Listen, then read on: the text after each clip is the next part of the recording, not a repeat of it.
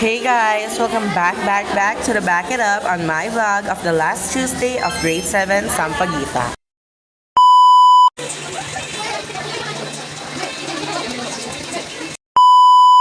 Kung ano yung nauna, itlog or manok? Okay, so ganito. Ano ang nauna? Ang itlog o yung manok? With explanation. Base sa Biblia, Ang ingay mo! base sa Biblia, mauuna ang manok. Mirror, mirror on the wall. Who's the cutest of them all? Rachel?